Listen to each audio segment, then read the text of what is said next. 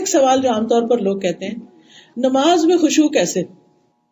نماز میں بھول جاتے ہیں، نماز میں دل نہیں لگتا، نماز میں کیسے خشوع کریں؟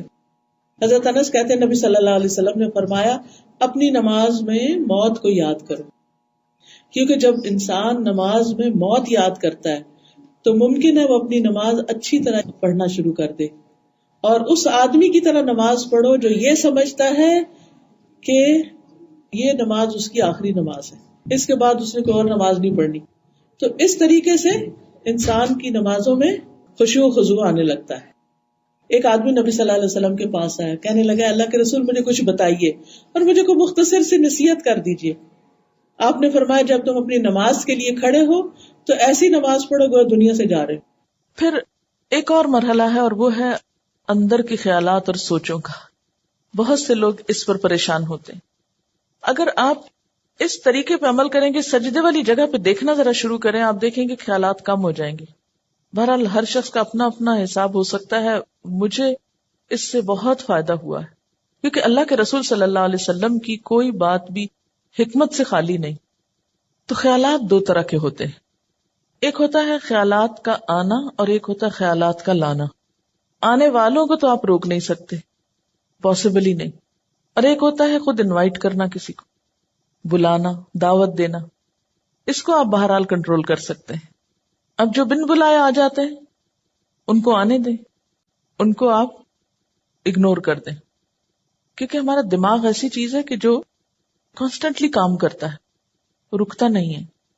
آپ سو رہے ہوں تب بھی وہ خوابیں دیکھتا رہتا ہے، آپ جاگ رہے ہوں، آپ کسی سے بات کر رہے ہوں تو ضروری نہیں کہ آپ کی پوری توجہ وہاں ہو. بہت دفعہ ایسا ہوتا ہے کہ بات کرتے ہوئے آپ کا دھیان وہاں بھی ہوتا ہے اور کہیں اور بھی ہوتا ہے. تو ان تمام چیزوں پر جو خیالات تو خود بخود آ رہے ہیں وہ آتے رہیں گے، اس کو نہیں آپ روک سکتے. مثلا کانوں کے اوپر تو آپ کیا کرتے ہیں، ہاتھ رکھ سکتے ہیں، آنکھوں کو بند کر سکتے ہیں، زبان بند کر سکتے ہیں، لیکن دماغ کے خیال کا کیا کریں؟ کوئی ڈھکنا نہیں دے سکتے، کوئی سوئچ نہیں آف کر سکتے. وہ تو خدا نخواستہ آف ہوا تو پھر تو گئے، آن نہیں ہو سکتا پھر. اب یہ بڑی مشکل ہے. اس لیے ان کے پیچھے نہ پڑے، ان کو زیادہ سوچے نہ، ان کو اہمیت نہ دے، ان کو اپنے اوپر حاوی نہ ہونے دے، ان کا تذکرہ نہ بہت زیادہ کریں. یہ کچھ لوگوں کو میں نے دیکھا وہ ہر ایک کو لے کے بیٹھ جاتے ہیں، میں کیا کروں، میرے تو خیال بہت آتے ہیں نماز میں. کسی کے پاس کوئی جادو کی چھڑی نہیں کہ جو ایک آپ کو لگائے گا اس وقت اور آئندہ آپ کے خیالات نہیں آئیں گے. اس لیے آپ ان کا تذکرہ زیادہ نہ کریں، just take it easy, normal لیں. تو ہوتا ہی ہے تو آئیں گے، لیکن یہ نہ کریں کہ کوئی ایک خیال آ گیا ہے تو پھر اس کے آگے اور سوچیں. مثلاً اپنے کاموں کی پلاننگ وہاں کھڑے ہو کے شروع کر دیں. اور فرض نمازوں میں ایسا نہیں ہو سکتا، ایسا نہیں کیا جا سکتا. نفل میں اگر ہو جائے، جیسے حضرت عمر رضی اللہ تعالیٰ عنہ جو فوجوں کو ترتیب دینی ہوتی تھی تو نفل نماز شروع کر دیتے تھے. تو نوافل کی حد تک ٹھیک ہے لیکن فرض میں نہیں. پھر آپ دیکھیے کہ اگر آپ بدل بدل کے صورتیں پڑھیں گے، قرآن پاک کا کچھ حصہ ساتھ ساتھ یاد کرتے رہیں گے، تو آپ دیکھیں گے کہ اس سے بھی فرق پڑتا ہے. چینج سے یکسوئی آتی ہے. مثلاً ایک جگہ آپ کھڑے ہیں یا ایک جگہ آپ کام کر رہے ہیں تو بعض اوقات آپ کام نہیں کر پاتے اور بار بار آپ کو خیالات تنگ کرتے ہیں. اپنی پڑھائی کے دوران بھی آپ نے دیکھا ہوگا، آپ تھوڑی سی پوزیشن چینج کر لیتے ہیں، جگہ بدل لیتے ہیں، اٹھ کے جا کے پانی پی کے آ جاتے ہیں، یہ کچھ تو اس سے پھر فرق پڑ جاتا ہے. اسی طرح اگر آپ تلاوت یعنی قرآن پاک کا وہ حصہ جو نماز میں پڑھ رہے ہیں اگر آپ اس کو تبدیل کرتے رہیں تو فائدہ ہوگا. اس کے لیے طریقہ کیا ہو؟ کیونکہ آپ نے دیکھا ہوگا کچھ قرآن پاک آپ نے یاد کیا پھر وہ آپ کو بھولنے لگا. کوئی صورت اگر کچھ دن تک نہیں پڑھی، اگلے دن نماز میں پڑھنے کھڑے ہوئے وہ اٹکنا شروع ہو گیا، آپ نے تنگ آ کے چھوڑ دی. ایسی چیزیں بہت نیچرل ہوتی ہیں. اس کا علاج کیا ہے؟ ایک پاکٹ سائز کا چھوٹا سا قرآن پاک کا نسخہ جو ہے وہ نماز کے وقت میں قریب رکھ لیں. میں نے ایک باسکٹ سی بنائی ہوئی. تو آپ کیا کریں، دعاؤں کے کارڈز، تسبیح اور جو قرآن پاک کا نسخہ، اگر آپ چشمہ لگا کے پڑھتے ہیں تو چشمہ، یہ ساری ضروری چیزیں جو ہیں اس کے اندر موجود ہوں. وہ آپ اپنے بیڈ روم میں، اپنے وارڈ روم میں کہیں ایک جگہ پر اس کو رکھ لیں. جو ہی نماز پڑھنے لگے جائے نماز بچھائی اور اٹھا کے وہ ٹوکری پاس رکھ لی. اچھا سنت پڑھ لی آپ نے، اب آپ نے ارادہ کیا کہ میں آج فلاں سورت پڑھوں گی اور آپ کو بھولی ہوئی ہے یا آپ سمجھتے ہیں کہ آپ کو یاد دہانی کی ضرورت ہے. کئی جگہ ہوتے ہیں نا وہ شبے پڑ جاتے ہیں. تو آپ کیا کریں، شروع کرنے سے پہلے 1 سیکنڈ کے لیے ان جگہوں پر دیکھ لیں اس کو پھر رکھ لیں، پھر آپ نماز پڑھیں. آپ انشاءاللہ وہ صورت بہتر طور پر پڑھ پائیں گے. جب آپ پڑھیں گے تو آپ دیکھیں گے کہ آپ کی واقعی نماز میں خوشی پیدا ہوگی، کیونکہ کچھ عملی تدابیر بھی ہوتی ہیں کہ یکسوئی والی جگہ ہو لیکن ساتھ ایسی چیزیں موجود ہوں. مثلا اگر آپ نوافل پڑھ رہے ہیں اور آپ تھک گئے ہیں بیچ میں، تو بجائے اس کے کہ اپنے اوپر زور زبردستی کر کے پھر کھڑے ہو جائیں، آپ بیچ میں تھوڑا بیٹھ بھی سکتے ہیں، یا یہ کہ سلام پھیر کر آپ دعاؤں کا کارڈ نکالیں، کچھ دعائیں پڑھ لیں، اس میں آپ ریلیکس بھی ہو جائیں گے اور ساتھ یہ ہے کہ دعائیں بھی مانگی جائیں گی اور اگلے 2 نفل جو ہیں وہ زیادہ یکسوئی کے ساتھ پڑھے جائیں گے. تو اس طرح کی کچھ عملی تدابیر جو ہیں وہ آپ کی نماز کو اچھا کر دیتی. اسی طرح اگر ماحول کو تھوڑا اور خوشگوار بنائیں، مثلا یہ کہ جا نماز کے اوپر اگر آپ تھوڑا سا عطر لگا لیں، یا یہ کہ آپ اس کو جھاڑ پٹک کے رکھیں، کچھ عرصے بعد اس کو دھو لیں، صاف کر لیں، تو یہ جو پاکیزگی اور صفائی کے جو مرحلے ہیں نماز کے ساتھ، لباس کے علاوہ، جسم کے علاوہ جگہ کی صفائی، اس سے بھی نماز میں خشوع آتا ہے. کیونکہ اگر آپ ایسی جگہ پہ نماز پڑھیں جو اسمیلی ہے یا جہاں گھٹن ہے یا جہاں کوئی آکسیجن نہیں ہے، تو اس سے بھی کیا ہوگا کہ آپ کو ایک دم جمائیاں آنے لگیں گی، آپ کو نیند آنے لگے گی، آپ کے اندر ایک بیزاری کی کیفیت ہوگی. تو کن چیزوں سے پھر بچنا ہے؟ مثلا نمبر 1 ہلنا نہیں، نمبر 2 مختلف سمتوں میں جھکنا نہیں. کیسے؟ یعنی یہ نہیں کہ ایک کبھی دائیں ٹانگ پہ کھڑے ہو جائیں، کبھی بائیں ٹانگ پہ کھڑے ہو جائیں، یہ نہیں کرنا.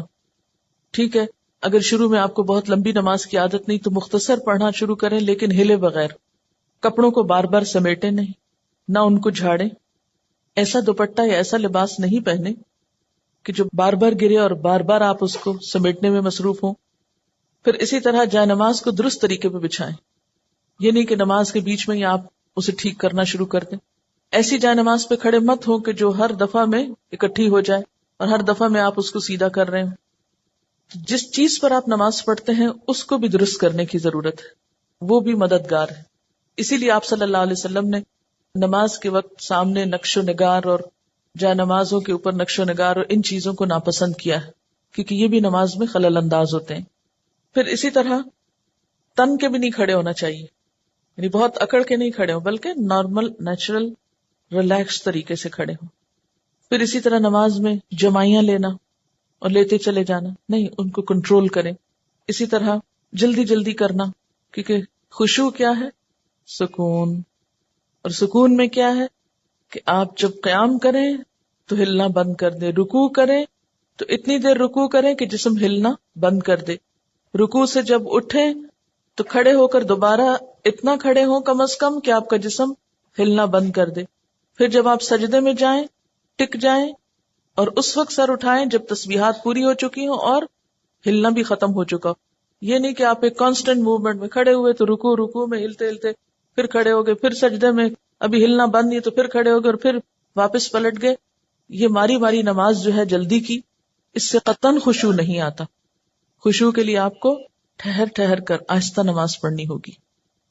مسئلہ پیش آنے پر، مسئلہ نماز میں خشوع نہیں، مسئلہ پیش آ گیا، مسئلہ پیش آنے پر مسئلے کو پہچانے، اس کے اسباب جانے، یعنی مسئلے کو آئیڈینٹیفائی کریں. پہلے یہ ہے مسئلہ، خشوع نہیں آ رہا، پہچانے وجوہات کیا ہیں، کیوں نہیں آ رہا.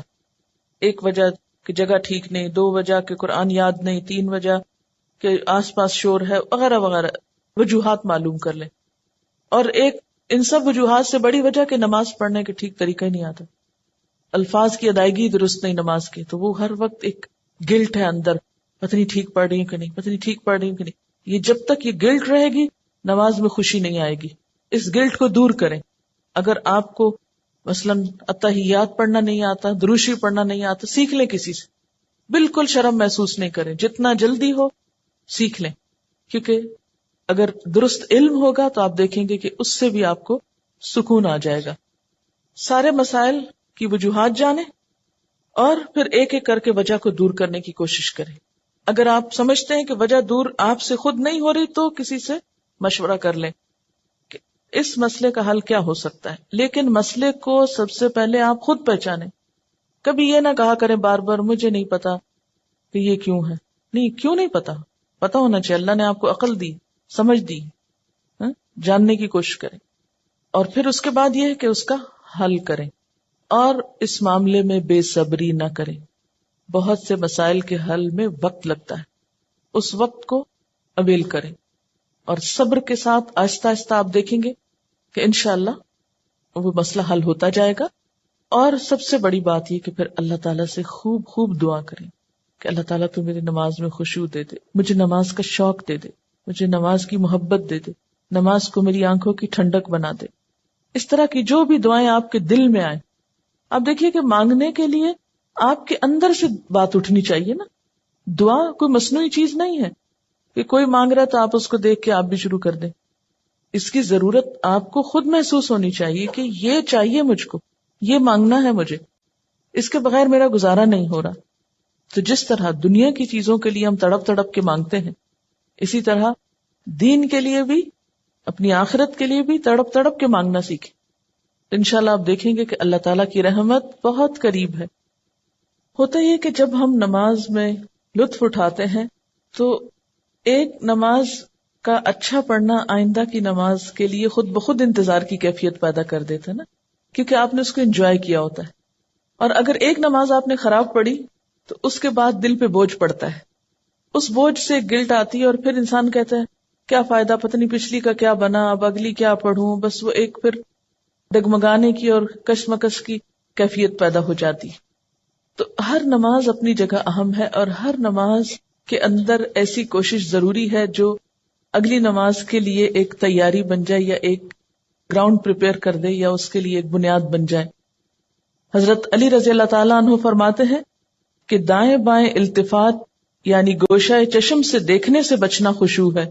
یعنی نماز میں کھڑے ہو کر دائیں بائیں نہیں دیکھنا، ادھر ادھر نہیں دیکھنا، اور آنکھوں کے کناروں سے بھی نہیں دیکھنا. جو اس سے بچ جائے گویا وہ خشوع کی حالت میں ہے. حضرت عطا فرماتے ہیں کہ بدن کے کسی حصے سے نہ کھیلنا خشوع ہے. یعنی نماز میں بے وجہ کھجانا یا کپڑے ٹھیک کرنا، ہلنا جلنا، آگے پیچھے ہونا، کبھی ٹانگ اٹھانا، کبھی انگلیاں مروڑنا، کبھی کچھ کرنا، کبھی ایک ٹانگ پہ بوجھ ڈال کے کھڑے ہو جانا، یہ سب چیزیں خشوع کے خلاف ہیں. حضرت ابو ذر رضی اللہ تعالی عنہ سے روایت ہے کہ رسول اللہ صلی اللہ علیہ وسلم نے فرمایا، اللہ تعالیٰ نماز کے وقت اپنے بندے کی طرف برابر متوجہ رہتا ہے جب تک وہ دوسری طرف التفات نہ کرے. یعنی بندہ جب رب کی طرف متوجہ رہتا ہے تو رب بھی بندے کی طرف متوجہ رہتا ہے. جب وہ دوسری طرف التفات کرتا ہے یعنی گوشہ چشم سے دیکھتا ہے تو اللہ تعالیٰ اس سے رخ پھیر لیتے ہیں. یعنی آپ کا دھیان اگر اللہ کی طرف رہا تو اللہ کی توجہ بھی آپ کی طرف. جو ہی آپ نے ادھر ادھر منہ کیا، توجہ کی، اللہ نے بھی اپنا رخ پھیر لیا. نبی کریم صلی اللہ علیہ وسلم نے حضرت انس کو حکم دیا کہ اپنی نگاہ اس جگہ رکھو جس جگہ سجدہ کرتے ہو، اور یہ کہ نماز میں دائیں بائیں التفات نہ کرو. یعنی نماز کو خشوع کیا ہے؟ نگاہیں سجدے کی جگہ ہوں. اگر آپ اس عمل میں کامیاب ہو جائیں تو یقین مانے آپ کی نماز میں خشوع آ جائے گا. بہت سے لوگ یہ سمجھتے ہیں کہ شاید آنکھیں بند کر کے نماز پڑھنے سے زیادہ خشوع آتا ہے، جو کہ غلط فہمی ہے. ایسا کرنا پسندیدہ بھی نہیں. لگتا بہت آسان ہے کہ کچھ چیز نظر نہ آئے تو ہمارا دھیان زیادہ اللہ کی طرف ہو جائے گا، لیکن آج آپ نماز میں تجربہ کر کے دیکھیں، جو لوگ آنکھیں بند کر کے پڑھتے ہیں وہ آنکھیں کھول کر سجدے کی جگہ دیکھنا شروع کریں. اس میں یہ ہوتا ہے نا کہ جب ہم بچپن سے ایک طریقے پہ نماز پڑھ رہے ہیں، کبھی کسی نے ہمیں ٹوکا نہیں، کیونکہ ہم سب سے زیادہ مائنڈ اس وقت کرتے ہیں جب کوئی ہماری نماز کی اصلاح کرنا چاہے. عام طور پر اگر آپ لوگوں کو کسی بھی چیز سے روکیں تو وہ اتنا نہیں برا مناتے، لیکن اگر نماز کے بارے میں تھوڑی سی بات بھی کر دے تو ہائپر سینسٹیو ہوتے ہیں، غصہ کرتے ہیں کیوں کہا، یا یہ کہ نماز کا طریقہ درست نہیں. اگر اس میں کسی نے تھوڑی سی بھی مداخلت کر دی تو ناقابل برداشت. تم ہوتے کون ہو مجھے کچھ کہنے والے. اس لیے عموماً لوگ اپنی عزت بچانے کو دوسروں کو چھوڑ دیتے ہیں. ٹھیک ہے جو چاہیں کریں، پھر کیا ہو سکتا ہے. جب کسی کو خود پرواہ نہیں، جب کوئی خود اپنی اصلاح نہیں چاہتا تو آپ کیا کر سکتے ہیں کسی کے لیے. اور بعض اوقات انڈائریکٹلی 20 بار سمجھانے کے باوجود بھی لوگ اپنا طرز عمل نہیں بدلتے.